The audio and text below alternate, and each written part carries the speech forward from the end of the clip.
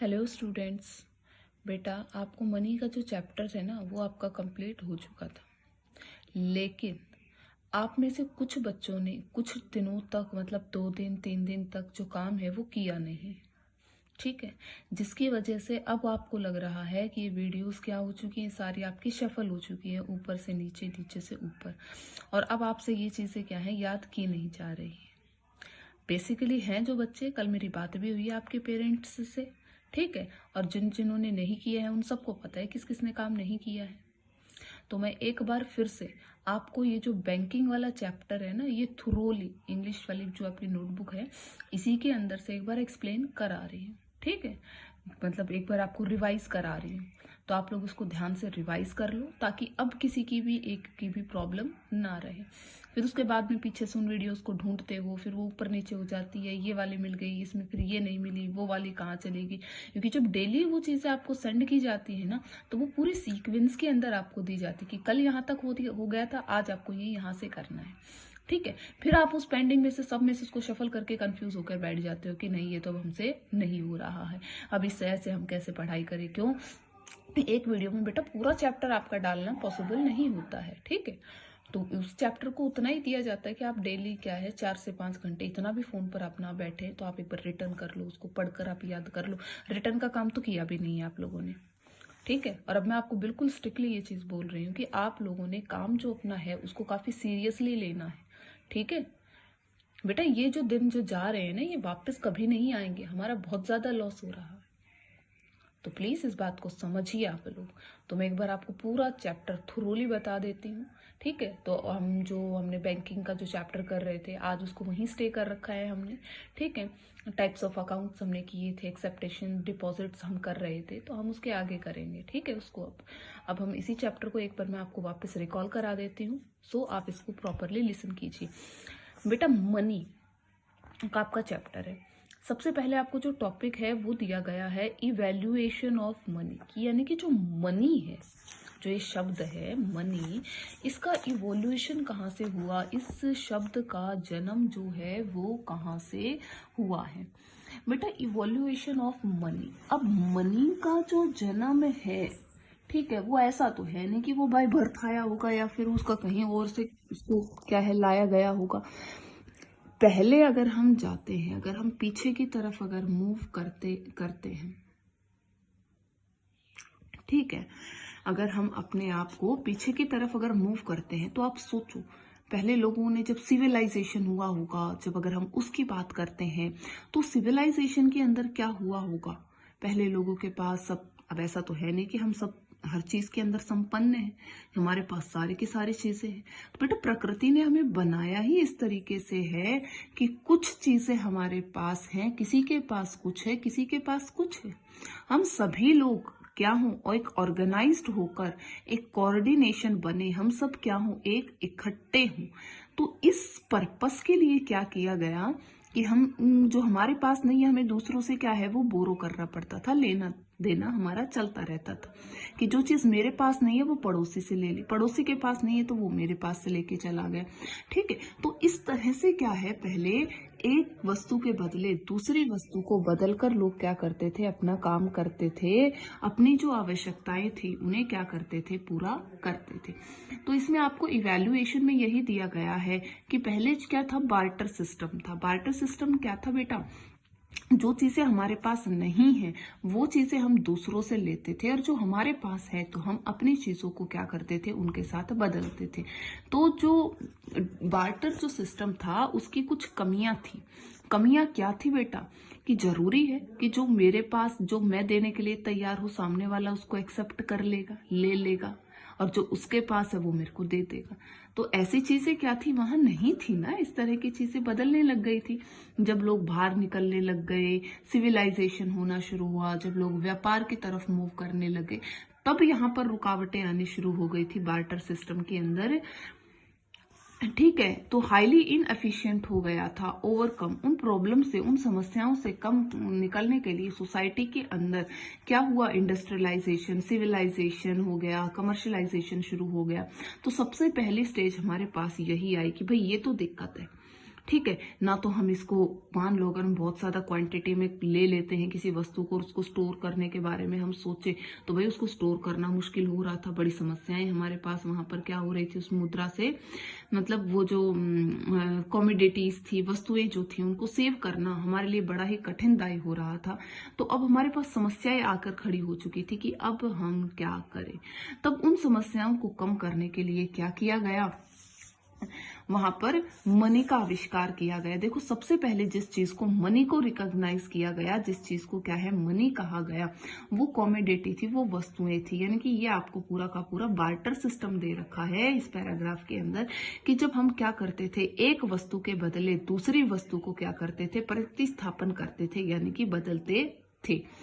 कई बार हम क्या करते थे, लेदर हो गया, पर्ल हो गया है, प्रीशियस स्टोन्स हो गए हैं, सोल्ट हो गया, काऊ हो गई है, तो इस तरह की जो हमारी संपत्तियां होती थी उन्हें हम क्या करते थे, किसी दूसरे को देकर, और जो हमारे पास नहीं है वो उनसे लेते थे। जैसे कि एक आदमी के पास क्या है बेटा, गोट है, उसने गोट उसको दे दिया, उसके पास खाने के लिए उसे अनाज चाहिए, तो दूसरे से क्या कर लिया, उसने अनाज ले लिया। तो इस तरह से एक वस्तु के बदले दूसरी वस्तु को क्या किया जाता था, बदला जाता था। लेकिन इसके अंदर समस्याएं आई जिन्हें कि हम कॉमोडिटी मनी क्या कहते थे, कॉमोडिटी मनी कहते थे।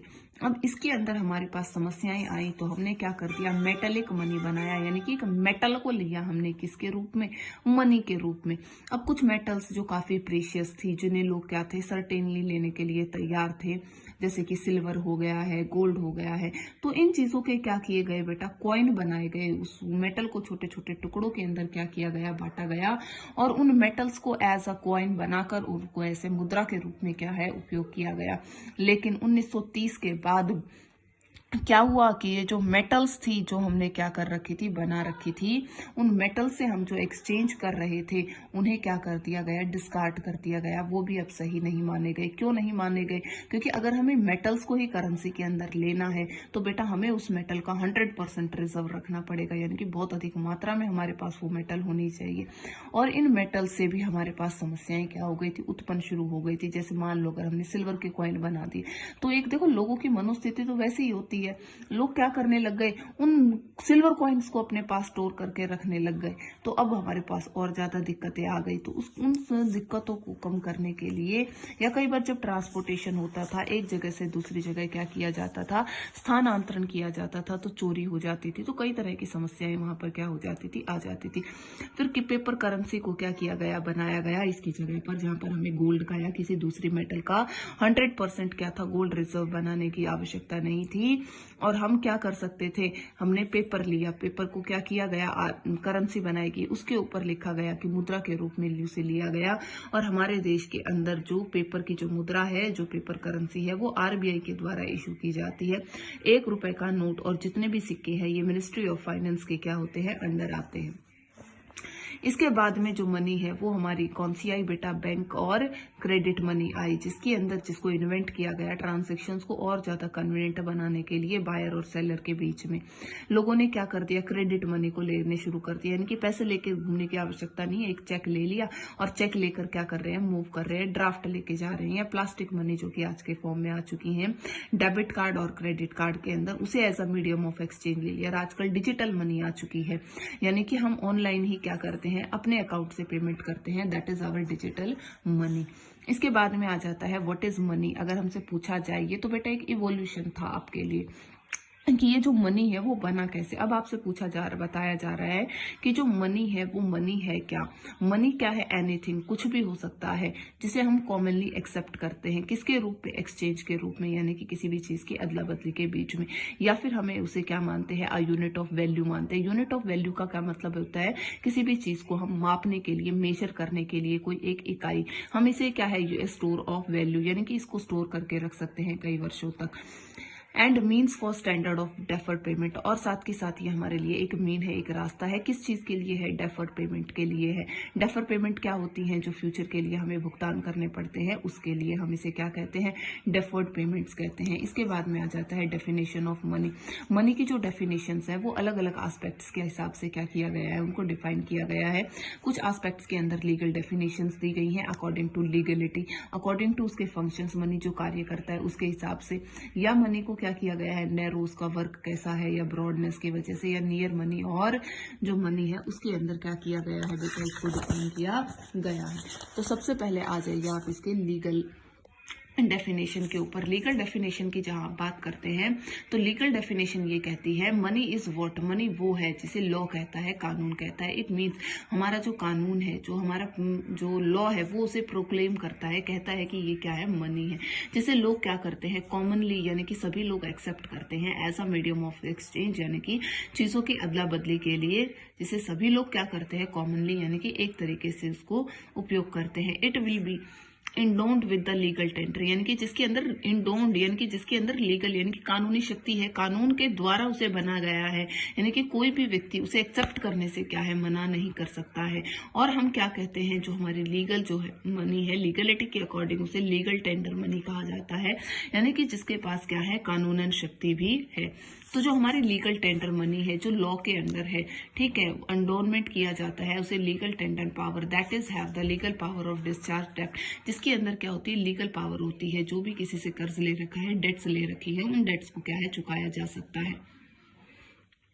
If creditor refuse to, then अगर क्रेडिटर क्या कर देता है, रेफ्यूज कर देता है, it is not legally entitled to receive anything as it payment of any existing debt from the debtors.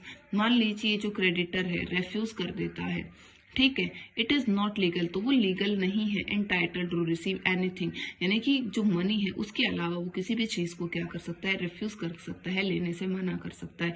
लेकिन जो मनी है, जो हमारी करेंसी है, उसको लेने से वो मना नहीं कर सकता। It is called the fiat money, उसे क्या कहते हैं हम, फिएट मनी कहते हैं, which is serve as money on the order, जो मनी ऑर्डर ली है, यानी कि हम सिक्के हैं या कोई भी, जैसे 10 रुपए का सिक्का चला हुआ था, लोगों ने क्या कहा कि ये तो नकली है, इसको चलन से बाहर कर दिया गया है, या ये हो गया है, बंद हो गए, लोगों ने, शॉपकीपर्स ने लेने मना कर दिया।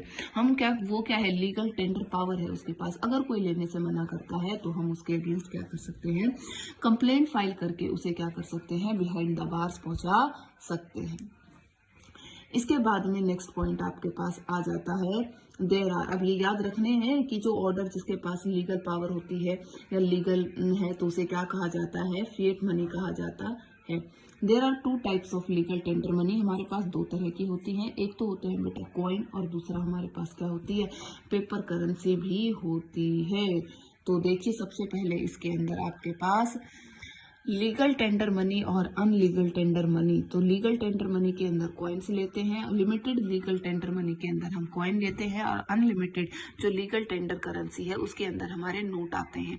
नोट का मतलब क्या है, जो पेपर करेंसी है वो आती है। बेटा कॉइन्स जो होते हैं उसके अंदर सिर्फ हम 1000 के जो कॉइन्स है वो एक्सेप्ट कर सकते हैं, किसी से ले सकते हैं कॉइनेज बिल के अकॉर्डिंग, जो कि अगस्त 2011 के अंदर पास हुआ था। अगर उससे ज्यादा के अगर कोई हमें कॉइन देता है तो हम उसको रिफ्यूज कर सकते हैं, मना कर सकते हैं लेने से, हम उसके लिए बाध्य नहीं है उसको एक्सेप्ट करने के लिए, ठीक है। तो इसकी एक लिमिटेड क्वांटिटी है कि इस लिमिटेड क्वांटिटी तक ही हम क्या कर सकते हैं, कॉइन्स को रिसीव कर सकते हैं।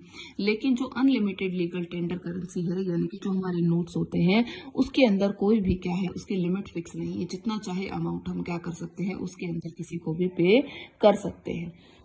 इसके बाद में आ जाता है बेटा आपका नॉन लीगल टेंडर मनी की। जो नॉन लीगल टेंडर मनी है वो क्या है बेटा, नॉन लीगल जो टेंडर मनी होते हैं उसे हम ऑप्शनल मनी भी कहते हैं। ऑप्शन तो अब आपके समझ में आ गया, यानी कि मनी के स्थान पर जिसे क्या है उपयोग किया जाता है। दिस मनी इज एक्सेप्टेड, ये वो मनी होती है जिसे हम क्या कर सकते हैं, किसी के ट्रस्ट के आधार पर एक्सेप्ट करते हैं, जिसे कि हम फिड्यूशरी मनी भी कहते हैं, जैसे कि बैंक ड्राफ्ट हो गया है, चेक हो गए हैं, ठीक है, बिल्स ऑफ एक्सचेंज हो गए हैं, तो वो इस तरह के होते हैं। इसके बाद में हमारे पास आ जाता है functional definition of money. Money की जो फंक्शनल डेफिनेशन है उसके अकॉर्डिंग, और फंक्शनल डेफिनेशन ये डिफाइन करती है according to the definition anything which perform the functions, कोई भी चीज जो इन फंक्शंस को क्या करती है, परफॉर्म करती है, विल कॉल्ड मनी, उसे हम क्या कहते हैं, मनी कहते हैं। अ यूनिट ऑफ वैल्यू, एक ऐसी यूनिट जिसको हम मेजर किस में कर सकते हैं, जिसकी वैल्यू कर सकते हैं, जिसको हम सभी चीजों को एक ही मेजरमेंट जिसकी यूनिट होती है। मीडियम ऑफ एक्सचेंज यानी कि अदला बदली का साधन। स्टैंडर्ड ऑफ डेफर्ड पेमेंट यानी कि भविष्य में हम इससे भुगतान कर सकते हैं। A unit of store value यानी कि जिसे हम भविष्य के लिए क्या कर सकते हैं, संचित यानी कि सेव करके रख सकते हैं। अब इसके बाद में आ जाता है बेटा नैरो वर्सेस ब्रॉड कंसेप्ट। देखो जो नैरो डेफिनेशंस हैं, it is basically upon the medium of payment function, कि हम किस मीडियम के अंदर क्या कर रहे हैं, पेमेंट कर रहे हैं। कोई भी ऐसी चीज जिसे हम कॉमनली क्या करते हैं, एक्सेप्ट करते हैं एक्सचेंज के फॉर्म में, उसे हम क्या कहते हैं, नैरो कंसेप्ट के अंदर डिफाइन करते हैं। यानी कि जो चीज जिसे सिर्फ क्या किया जाता है, मीडियम ऑफ एक्सचेंज क्या किया जाता है, एक्सेप्ट किया जाता है, तो वो किस में आता है, नैरो कंसेप्ट में आता है। नैरो कंसेप्ट के हिसाब से बेटा मनी क्या होता है, कैश प्लस डिमांड डिपॉजिट, यानी कि जो लिक्विड फॉर्म में कैश हमारे पास है वो प्लस वो पैसा जो हमने क्या कर रखा है, डिमांड डिपॉजिट यानी कि बैंक के अंदर डिपॉजिट कर रखा है, चाहे वो हमारे फिक्स डिपॉजिट है, चाहे वो हमारे टाइम डिपॉजिट, वैसे बेसिकली एक होता है फिक्स्ड और टाइम डिपॉजिट्स, या हमारे पास सेविंग डिपॉजिट्स है, that are all considered as a demand deposit. अगर जिस दिन भी हम डिमांड करते हैं बैंक के पास, तो बैंक हमें क्या करता है, रिटर्न कर देता है।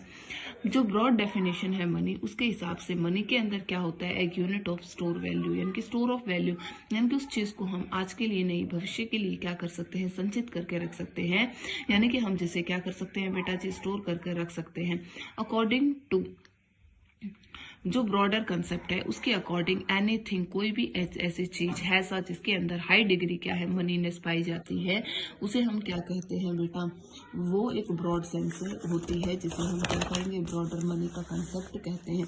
जैसे कि देखिए आपके पास सिर्फ कैश भी ले लिया, डिमांड डिपॉजिट्स भी ले लिया, टाइम डिपॉजिट्स भी ले लिया, और जो सेविंग डिपॉजिट्स भी है, वो सारी चीजें इसके अंदर कंसिडर कर ली जाती हैं। Money and near money, money और नियर मनी क्या होता है बेटा, मनी क्या है, anything which is used as a medium of exchange, कोई भी ऐसी चीज जिसे हम क्या करते हैं, as a medium of exchange accept कर लेते हैं। It is legal sanction of the law of board, जो कि जो हमारा लीगल जो लॉ ऑफ जो बोर्ड है, जो उसे लीगली क्या करता है, सैंक्शन करता है, जो गवर्नमेंट है कंट्री, ठीक है, जिसे मानती है कि ये मनी है। It refers to the paper currency, इसके अंदर दोनों ही चीजें आ जाती हैं, पेपर करेंसी भी आ जाती है, कॉइन्स भी आ जाते हैं, डिमांड डिपॉजिट्स भी आ जाते हैं। It is basically refers to cash, इसके अंदर नॉर्मली क्या आ जाता है, कैश आ जाता है, और ये सबसे ज्यादा क्या होती है, लिक्विड फॉर्म होती है मनी की, यानी कि ऑलमोस्ट लिक्विड ही होती है ये।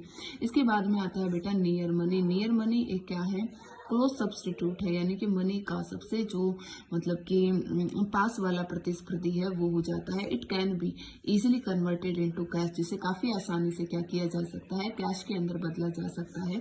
It is highly liquid assets, ये काफी हाईली लिक्विड नेचर की एसेट्स होती है, यानी कि इसे जब चाहें जैसे चाहें बड़ी ही जल्दी से हम क्या कर सकते हैं, कैश के अंदर बदल सकते हैं। फॉर एग्जाम्पल जो बॉन्ड्स हो गए हैं, शेयर्स हो गए हैं, तो वो इस कैटेगरी के अंदर आते हैं। It can not be use directly as a medium of exchange, इसे सीधे तौर से हम क्या है, as a medium of exchange इसको एक्सेप्ट नहीं कर सकते हैं, ठीक है। नॉट डिमांड डिपॉजिट, ना ही ये डिमांड डिपॉजिट्स होते हैं। Currency held by the public, public के पास कौन सी करेंसी होती है, तो बेटा पब्लिक के पास दो तरह की करेंसी होती है, कॉइन होते हैं और पेपर करेंसी होती है। अब इसके अंदर आपको दे रखा है what are the coins, coins क्या होते हैं, कॉइन्स टोकन मनी होते हैं, ठीक है बेटा। टोकन मनी क्यों होते हैं ये, बिकॉज इनकी जो फेस वैल्यू होती है, यानी कि जो उस मेटल से बने हुए हैं, उस मेटल की जो वैल्यू होती है वो more than their intrinsic value, यानी कि जो वैल्यू उसके ऊपर लिखी हुई है, ठीक है, उस वैल्यू से क्या है, ज्यादा होती है। बेटा गिल्ट का जो 1 रुपए का नोट है, तो उस पर लिखा तो 1 है, लेकिन वो जो मेटल है ना, उसकी जो फेस वैल्यू, वो जो गिल्ट है, वो क्या होता है, उस 1 से कई गुना ज्यादा होता है। इसके बाद में आ जाता है पेपर करेंसी। बेटा पेपर करेंसी को प्रोमिसरी नोट भी कहा जाता है, जो रेंज फ्रॉम जो 1 रुपए से लेकर 2000 रुपए के नोट तक भी हैं। हम इसको मॉनेटरी वैल्यू जो होती है वो इसकी ज्यादा होती है बियॉन्ड इस मॉनेटरी लेवल, यानी कि कागज की इतनी कीमत नहीं होती है जितना उसके ऊपर लिखा गया है, यानी कि जो उसके ऊपर करेंसी 500 रुपए, 100 रुपए, 50 रुपए जो उसके ऊपर लिखा हुआ है, उसकी वैल्यू क्या होती है बेटा, ज्यादा होती है। इन इंडिया जो रुपये के जो नोट है, जो मिनिस्ट्री ऑफ 1 रुपए का जो नोट है, जो मिनिस्ट्री ऑफ फाइनेंस क्या करती है, इशू करती है, और बाकी जो रिमेनिंग करेंसी है वो क्या है, आरबीआई के द्वारा ही इशू की जाती है। नेक्स्ट इसके बाद में आ जाता है बेटा डिमांड डिपॉजिट्स। डिमांड डिपॉजिट्स वो डिपॉजिट्स होते हैं विच मेड टू बैंक, जो बैंक क्या करता है, बनाता है, नोन एज डिमांड डिपॉजिट्स। जो डिमांड डिपॉजिट्स होते हैं एनी टाइम उस अकाउंट के अंदर हम चेक राइट करके, यानी कि चेक से उस पैसे को क्या कर सकते हैं, विड्रॉ कर सकते हैं। These are includes money supply, ये क्या है, मनी सप्लाई के अंदर इंक्लूड किए जाते हैं, बिकॉज देयर आर, क्योंकि इसके अंदर क्या है, claim of creditor against bank, तो जो बैंक से क्या करता है, क्रेडिटर क्लेम करता है, which can be transferable from one person to another, जहां पर ये एक व्यक्ति से दूसरे व्यक्ति के पास क्या है, स्थानांतरण किए जाते हैं, ट्रांसफर किए जाते हैं।